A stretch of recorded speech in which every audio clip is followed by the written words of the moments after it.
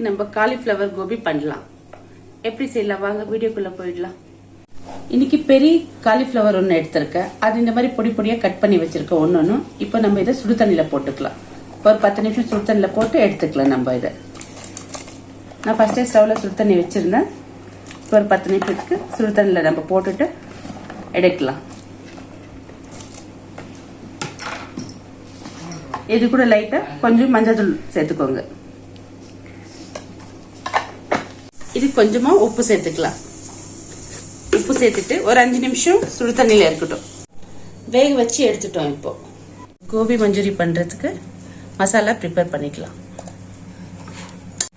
1/2 spoon உள்ள மிளகாத்தூள், ஒரு பெரிய ஸ்பூன் உள்ள கார்ன்ஃப்ளவர், ஒரு 1/2 ஸ்பூன் உள்ள பெரிய கரண்டில மைதா மாவு 1/2 கரண்டி, கடலை மாவு 1/2 கரண்டி, ஒரு 1/2 டீஸ்பூன் உள்ள கரம் மசாலா, ஃபுட் கலர் கொஞ்சமா உப்பு போட்டுட்டு எல்லா மசாலையும் மிக்ஸ் பண்ணிக்கலாம்.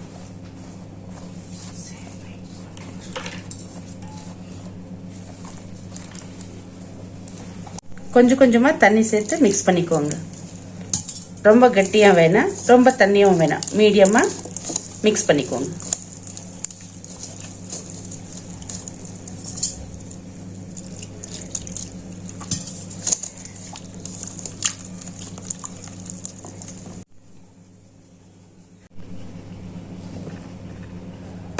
இப்போ இது நல்லா மிக்ஸ் பண்ணிக்கோங்க.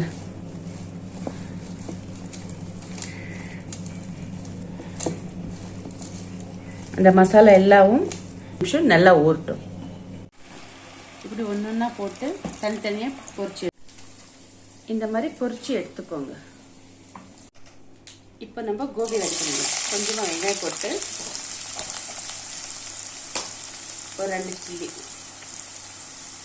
ஒரு ஸ்பூன் அளவுல இஞ்சி பூண்டு விழுது, கொஞ்சமா டொமேட்டோ சாஸ்,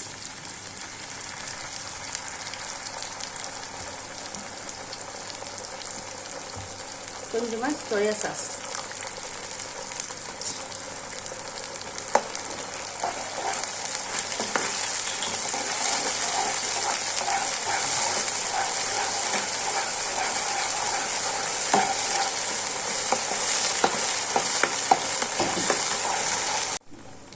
கொஞ்சமா மிளகாத்தூள்,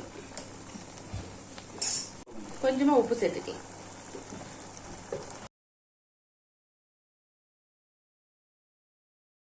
பொரிச்சு வச்ச கோபியை இப்போ மசாலா சேர்த்து நல்லா கலக்கிக்கலாம்.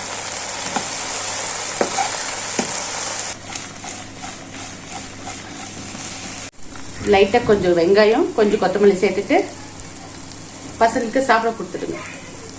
ப்ளீஸ் சப்ஸ்கிரைப் பண்ணுங்க. தேங்க்யூ.